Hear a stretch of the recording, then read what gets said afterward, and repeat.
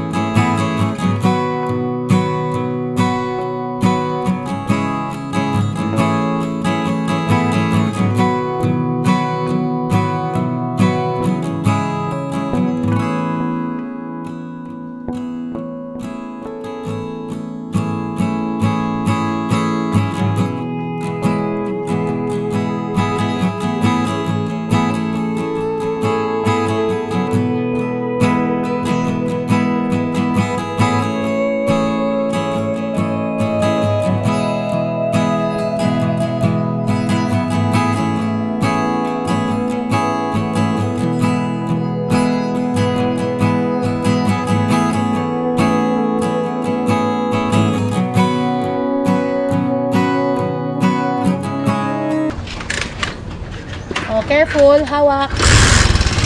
Say hi, kids. Hi! Welcome to Balabak. Welcome to Balabak. Isang magandang buhay sa inyo mga kalakwatsero. At syempre, lalong-lalo na po sa ating mga kapatid na Muslim dito sa Balabak Municipality sa Palawan. Sana matupad lahat ng hiling sa buhay. Para po sa mga hindi pa nakakaalam na ang Balabak Municipality ay binubuo ng halos 75% ng mga kapatid nating Muslim at 25% lang naman ang mga Katolik na katulad natin dito sa Balabak. Nag-stay kami rito ng 3 days 2 nights sa Balabak Municipality. Kaya medyo nakita ko yung paligid.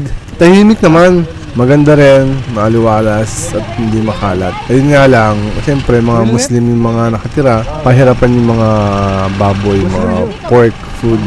Kaya medyo limited at patago. Kung meron man gustong bibili o kaya kakain ng mga Katolik, mga patago nila ginagawa. Tapos napansin ko rin dito sa Balabak, walang mga nightlife. Tapos maaga rin silang sasarado na ng kanilang mga tindahan. Kaya dapat bago ka umuwi ng hotel mo, maaga-aga pa lang bumili ka na ng mga kailangan. Pero meron din sila mga panindang alak, sigarilyo. Halos karamihan ng mga goods nila galing sa Malaysia.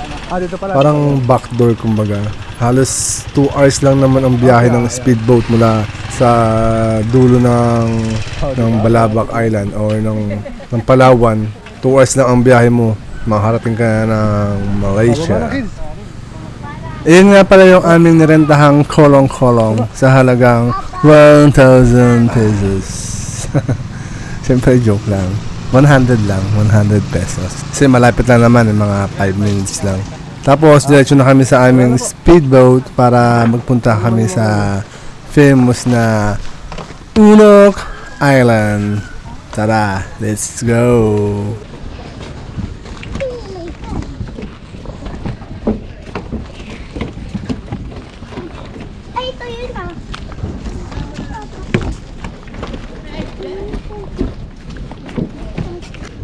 Kung hapon-hapon nga, baka may buhaya pa doon sa Pero dito wala naman. Meron yan, sir. Paggabi. Kapag ganitong araw, Pero meron na siya, kasi yung kinagat dyan, tanghali. tanghalin tapat? Okay siya, Magder. Oh. Hindi na nahanap yung bata na yun. Nakakuha din, sir. Nakuha? Hindi na, niya, dala. Hindi nakain, humina makita kasi. Nakagat lang siya pero naman, buhay pa.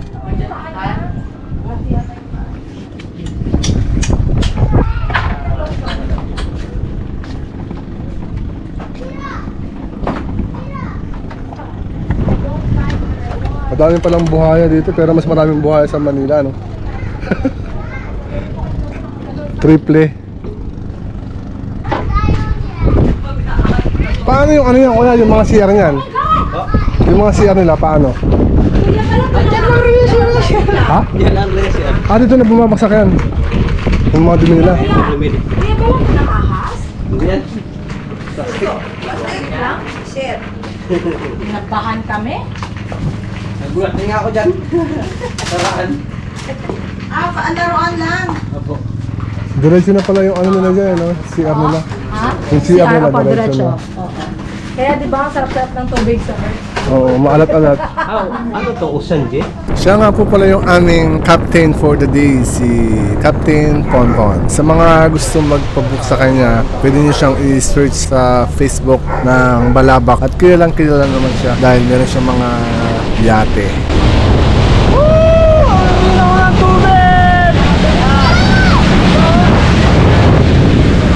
Sa dami ng island dito sa Palawan, isa na siguro itong Balabac Municipality at kalapit na mga island ang pinakamaganda. Sobrang linaw talaga ng tubig niya, napakalinis ng paligid, tapos napakaganda pa ng sikat ng araw, tapos yung tubig lumalabas na parang emerald green, navy blue, dark blue, halo-halo. Tapos bakit nga ba naging famous tong yung Onok Island na yan?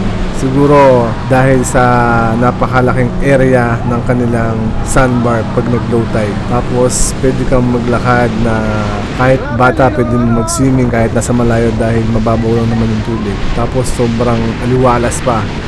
Ano pa bang inaantay natin? Kahit hindi na ako makapaghintay na ipakita sa inyo kung gaano kaganda tong Onok Island na to. Paano? Pag-iparin na natin ang aking body. Tara na! Let's go!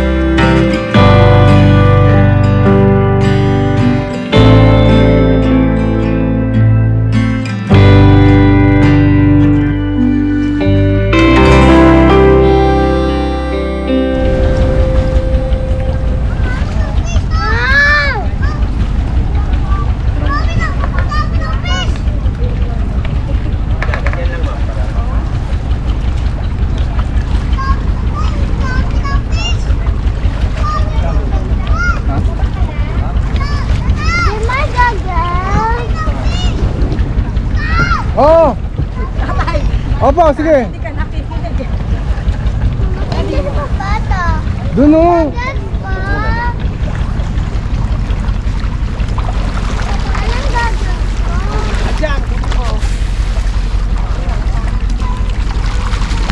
Bawal pala tumabag sa rate lang. Ang samahan. Kuya, doon. Ang gumil. Sila po yung mga anak ng milyonaryo dito sa Palawan. Yan.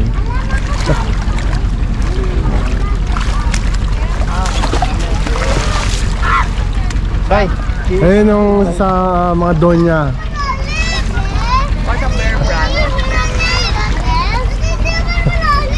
Pakihawakan po, pakihawakan, pakihawakan.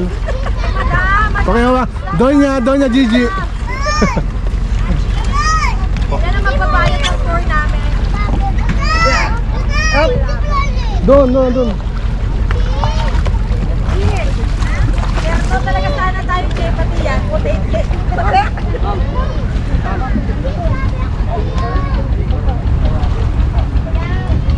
Grabe, pinong-pino yung buhangin. No?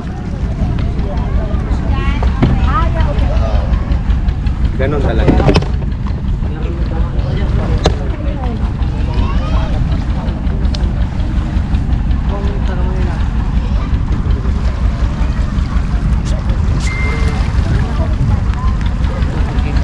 Magkano entrance ito? Magkano po entrance? Ha? Magkano entrance? 1.5. Per head? Ganon siya kamahal. 1.5 per head po. 1,500 per head para po sa entrance ng Conloc Island. Ito yung kay Coco Martin? Opo, yung kay Coco. Ito pala yun. 1.5. Diba? Sa atin ang 1.5 tour na yun eh. Dito entrance talaga. Grabe. Doon daw tayo sa dulo, ma'am. Doon daw kasi baka sa dulo. Kaya pala... Hoy, doon tayo, kids! Ay, doon tayo! Jerry, hindi dyan tayo, doon tayo sa dulo. Grabe yung mahal ng kanilang entrance. 1,500 per head. Kaya pala hindi ganun karami yung tao dito. Pero sulit naman yung 1.5 mo. Sobrang ganda. Mamaya explore natin tong lugar. Dito rin sila nagsushooting, sila Gioong. Yes. Tama po ang narinig nyo mga kalakwatsero. 1,500 po ang kanilang entrance fee dito sa Conloc Island. At additional pa po dun yung 150 pesos para sa environmental fee. Diba? Ganun po kamahal. Sulit naman pag nakapunta kayo at marami rin kayong makikita mga fish, mga turtle katulad yan. So nga lang, bawal pong hawakan. Kaya nakikusap po yung mga tao dyan na wag pong hawakan. Kasi nga naman, baka mabulabog sila, lumayo. Pwede sila, sobra. Ay, dito ang ganda. Kahit mahal yung yung tour dito, tour package. Sulit na sulit naman. Daming, parang Sandbar Beach. Ang linaw ng tubig. And then, virgin na virgin pa. Konti turista pa.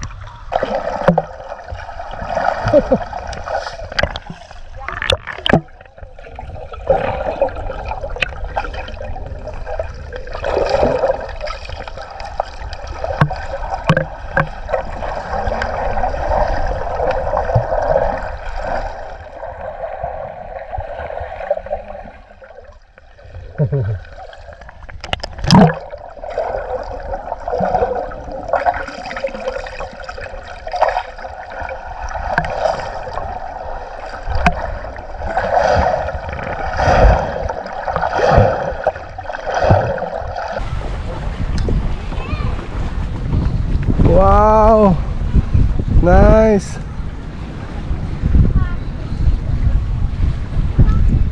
Dito pala nag-shooting sila sila Gioong. Ito pala yung binagi sila. Dun sa mga nakapanood. Ito yung bahay na yan, ito. Yan pala yun.